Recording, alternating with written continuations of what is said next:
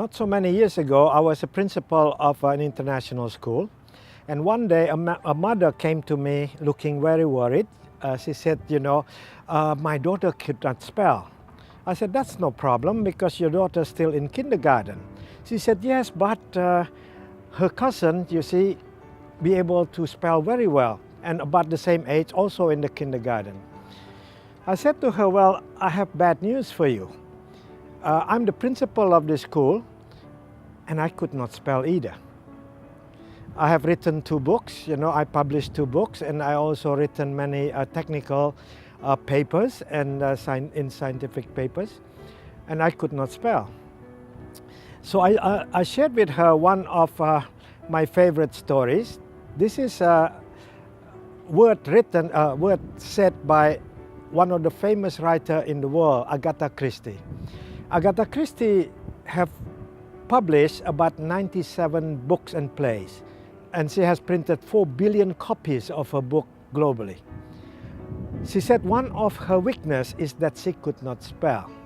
So I don't think we should worry too much about if our children could not spell or not very good at mathematics, because Albert Einstein, one of the greatest thinkers in the world, the Nobel Prize for physics in 1921, he said that he found mathematics difficult for him. What is intelligent, Intelligence is a quality of our mind that makes us do 2 things.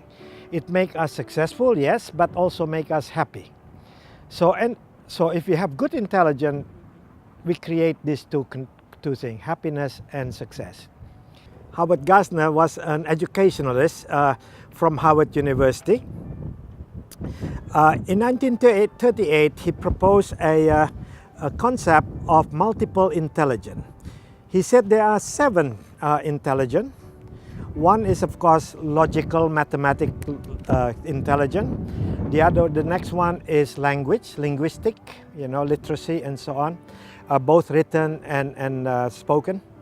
Number 3 is manual intelligence, which is the ability to do with your hand and with your body, physical intelligence. This is kind of sports, dance, drawing and so on. The other one is musical intelligence. Another thing that he said is spatial physical. This spatial physical intelligence is what the creator, the designer of Angkor Wat, for example, have. Even right now, people still amazed how symmetrical Angkor Wat is. Remember, during those times when it was designed, there is no helicopter that we can see from the top. There is no GPS system where we can actually determine where the positioning is. Howard Gardner also said that there are 2 other intelligence. One of them is interpersonal. This is what I call in my book OPERACY.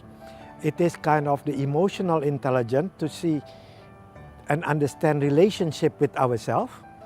And the other one that Howard Gardner said, number 7, is intrapersonal intelligence. I call this social intelligence, to be able to understand the relationship and manage our relationship with other people. So these are the 7 intelligence. I believe there are other intelligence that we need to make a successful and happy life. One of them is I call ecological intelligence. This is our ability to understand the earth and have good relationship with the earth. And the other one is, of course, creative intelligence. In the 21st century, this is very, very important, that in the future, people who can create ideas and turn them into reality, like Bill Gates, Steve Jobs, and Mark Zuckerberg. These are the people that will not only be successful themselves, but able to help other people to get jobs and be successful also. So creative intelligence is very important also. But I think now we started to see that other intelligence also important that make us successful and happy. And this is probably the ability to use social media properly, and the ability, I call this the digital intelligence. If you look at Mark Zuckerberg, for example, and people who create video games. These are some of the most successful people in the world. My message to parents probably, please don't make your children feel bad if they're not good at certain kind of technical skill in school.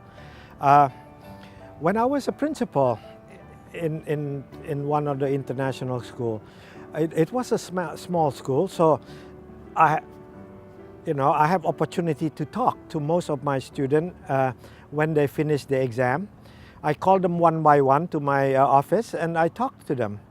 I did not talk to them about things that they're not good at first.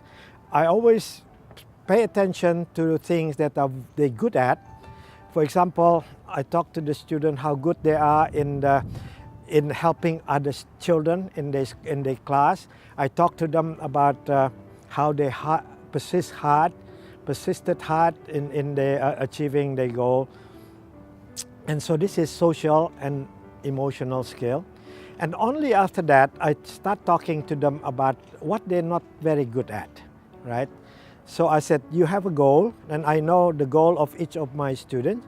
So I said, you want to be a doctor, or you want to be an engineer, you want to be a computer programmer. And I said, look, if you want to do that, you need other skill. For example, you have to pass your mathematics, you have to pass your English and Khmer language test.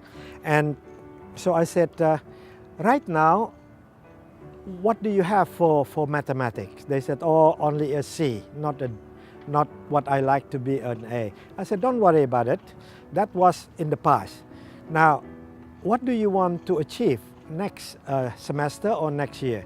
So they told me, I want a B or an A. I said, good, let's agree on that. This is what we want to achieve next year. And your teacher and you will try hard to achieve that. Going back to parents, I think parents should encourage and motivate the children to do better.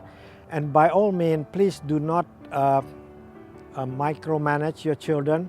Do not judge your children too quickly. Delay your judgment and just encourage them and love them. And if you do that, I'm sure in the future they will be great men and women. Thank you very much.